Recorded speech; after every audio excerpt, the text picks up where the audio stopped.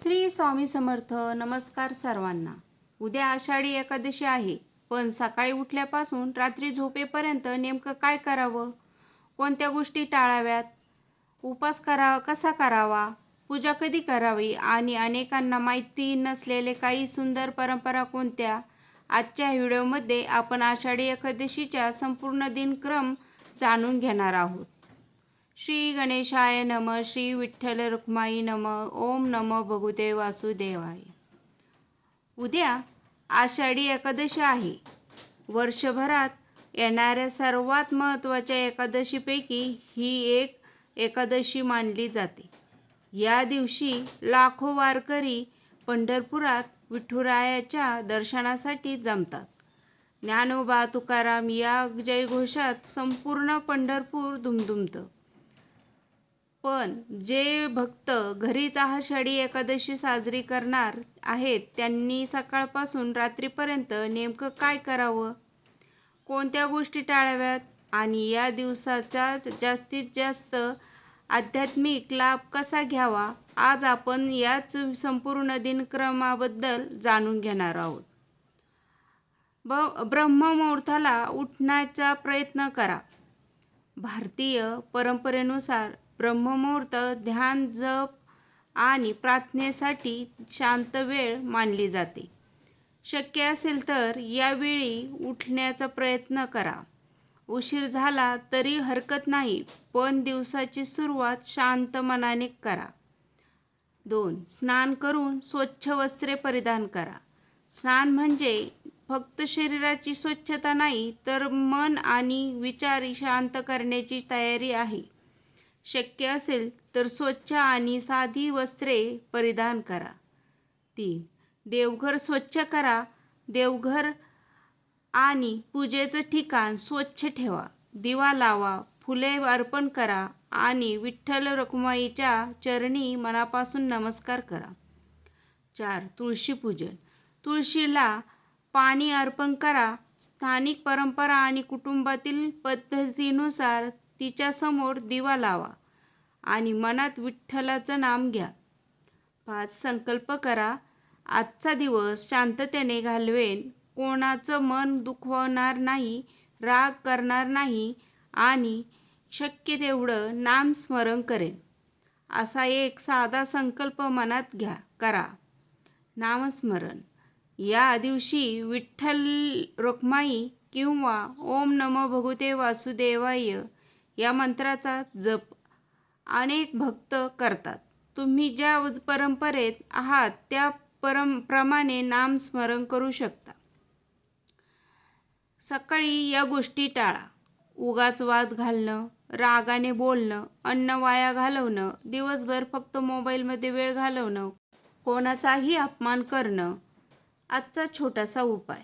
आज विठ्ठलाच्या फोटोसमोर किंवा मूर्तीसमोर 2 मिनिटे डोळे मिटून फक्त श्री विठ्ठल श्री विठ्ठल असा मनापासून म्हणा. आतापर्यंत आपण सकाळचा संपूर्ण दिनक्रम पाहिला, पण उपवास कसा करावा, दुपारपर्यंत कोणते ग्रंथ वाचावेत, दान का करावं आणि आषाढी एकादशी अनेक भक्त नकळत करणाऱ्या 5 मोठ्या चुका कोणत्या, त्या आज आपण पाहणार आहोत. आपण आषाढी एकादशीच्या सकाळचा संपूर्ण दिनक्रम पाहिला, पण आता सर्वात महत्त्वाचा वेळ सुरू होतो. हा वेळ भक्ती, सेवा आणि नामस्मरणासाठी अत्यंत पवित्र मानला जातो. नंबर 1. उपवास करत असाल तर संयम ठेवा. मित्रांनो, उपवास म्हणजे फक्त न खाणं नाही, तर मन, वाणी आणि वर्तन यावर संयम ठेवणं आहे. त्याचा खरा अर्थ आहे. ज्यांना पूर्ण उपवास करणं शक्य नसेल ते आपल्या प्रकृतीनुसार आहार घेऊ शकतात. श्रद्धेपेक्षा आरोग्य महत्त्वाचं आहे. 2. आध्यात्मिक वाचन. या वेळेत भगवद्गीता, विष्णू सहस्रनाम, हरिपाठ किंवा संत तुकाराम आणि संत ज्ञानेश्वर यांचे अभंग वाचणे किंवा ऐकणे अनेक भक्त पसंत करतात. एक श्लोक जरी वाचला तरी तो मनाला शांतता देतो. 3. दानधर्म.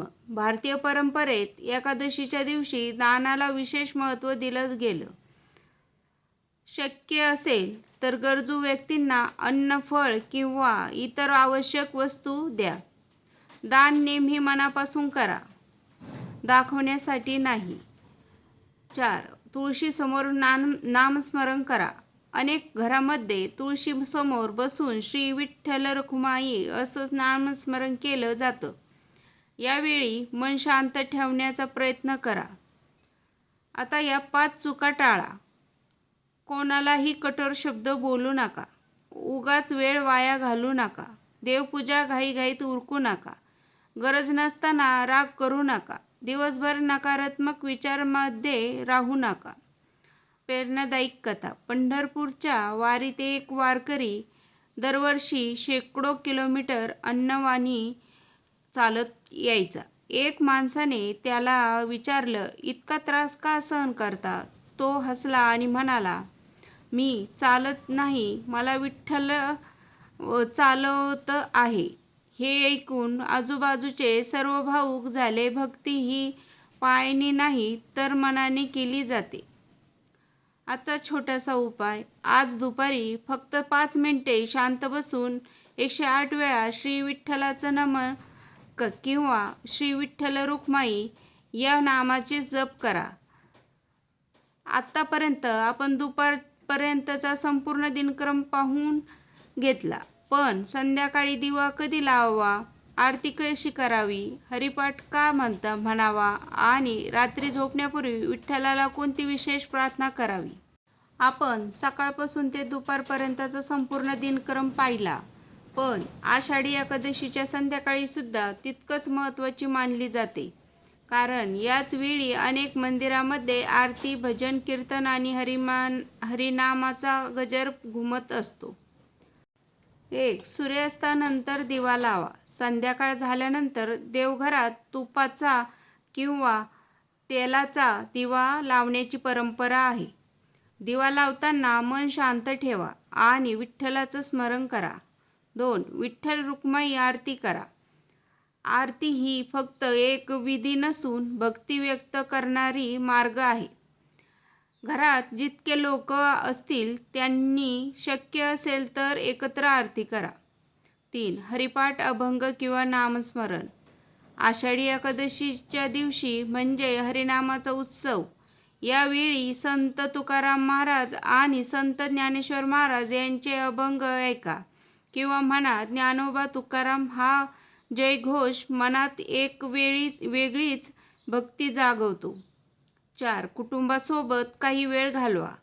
आजच्या धावपळीच्या जीवनात कुटुंब एकत्र बसणं कमी झालं आहे. या पवित्र दिवशी किमान 10 मिनिटे एकत्र बसून भक्तिगीते किंवा विठ्ठलाचे नाम घ्या. 5. संध्याकाळी या गोष्टी टाळा. विनाकारण वाद घालू नका. कोणाचाही अपमान करू नका. नकारात्मक बोलणं टाळा. व्यवसायापासून दूर राहा. इतरांच्या श्रद्धेची टवाळणी करू नका. 1. वृद्ध वारकरी प्रत्येक आषाढी एकादशीला पंढरपूर वारी करायचा. एका वर्षी त्यांची तब्येत बिघडली. तो वारीला जाऊ शकला नाही. तो घरात बसून दिवसभर विठ्ठल विठ्ठल म्हणत राहिला. रात्री त्यांच्या नातेवाईक विचारले, आजोबा तुम्हाला वाईट वाटत नाही का? आजोबा हसले आणि म्हणाले, बाळा, मी विठ्ठलाकडे गेलो नाही तरी विठ्ठल माझ्याकडे आले आहे. या कथेचा अर्थ असाच आहे की भक्ती अंतरावर नाही तर भावनेवर अवलंबून असते. आजचा छोटासा उपाय. संध्याकाळी आरतीनंतर कुटुंबासोबत 11 वेळा श्री विठ्ठल रुक्माई या नामाचा जप करा. मन शांत आणि प्रसन्न होईल. मित्रांनो, आता उरला आहे या व्हिडिओचा सर्वात महत्त्वाचा भाग. रात्री झोपण्यापूर्वी काय करावे? द्वादशीला पारण कधी आणि कसं सोडावं आणि आषाढी एकादशीच्या शेवट कृतज्ञतेने कसा करावा. आज आपण आषाढी एकादशीचा संपूर्ण दिनक्रम जाणून घेतला. पण आता उरला आहे या पवित्र दिवसाचा शेवटचा आणि सर्वात भावनिक क्षण. 1. झोपण्यापूर्वी विठ्ठलाचे स्मरण करा. दिवसभर जे काही झालं त्याबद्दल विठ्ठलाचे मनापासून आभार माना. फक्त 2 मिनिटे डोळे मिटा आणि मनामध्ये एक म्हणा, विठ्ठला, आजचा दिवस तुझ्या कृपेने सुंदर गेला. यासाठी तुझे मनपूर्वक आभार. 2. दिवसातील चुका आठवा. स्वतःला एक प्रश्न विचारा, आज माझ्याकडे कोणाचं मन दुखावलंय का? जर उत्तर होय असेल तर मनातून क्षमा याचना करा. ही सवय मन शांत करते. 3. झोपण्यापूर्वी नामस्मरण. झोपण्यापूर्वी 21 वेळा किंवा 108 वेळा श्री विठ्ठल रुक्माई किंवा रामकृष्ण हरी या नामाचा जप करा. हा दिवसभर भक्तीने पूर्ण होईल. 4. द्वादशीला पारणे कसे सोडावेत. मित्रांनो, एकादशीचा उपवास केल्यानंतर द्वादशीला पारणं केलं जातं. पारणं नेमकं कधी करावं हे प्रत्येक वर्षी पंचांगानुसार बदलू शकतं. त्यामुळे तुमच्या स्थानिक पंचांगातील किंवा मंदिराने दिलेल्या वेळेनुसार पारणं करा. घाई करू नका आणि अनावश्यक उशीरही करू नका. 5. पारणं कसं करावं. पारणं शांत मनाने करा. प्रथम देवाचं स्मरण करा, त्यानंतर आपल्या परंपरेनुसार उपास सोडा. आरोग्याची काळजी घ्या आणि अति प्रमाणात जेवण करणं टाळा. शेवटची प्रेरणादायक गोष्ट. एक लहान मुलगा पहिल्यांदाच आषाढी एकादशीचा उपवास करत होता. संध्याकाळी त्याने आईला विचारलं, आई, विठ्ठल मला भेटले का? आई हसली आणि म्हणाली, जेव्हा तू कोणाचं मन दुखवणार नाहीस, गरजूंना मदत करशील आणि प्रेमाने विठ्ठलाचं नाम घेशील, तेव्हा विठ्ठल तुझ्या मनातच भेटेल. त्या दिवसापासून तो मुलगा रोज किमान 5 मिनिटेच नामस्मरण करू लागला.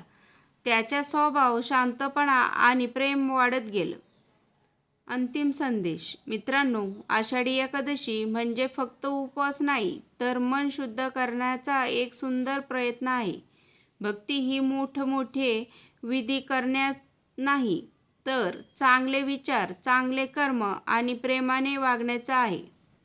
जर आजचा हा व्हिडिओ तुम्हाला आवडला असेल तर मित्रांनो, व्हिडिओला लाईक करा, शेअर करा आणि सबस्क्राईब नक्की करा. कमेंटमध्ये विठ्ठल विठ्ठल जय हरी विठ्ठल असं नक्की लिहा. पुन्हा भेटूया अशाच एका सुंदर आध्यात्मिक व्हिडिओमध्ये. श्री विठ्ठल रुक्माई रामकृष्ण हरी.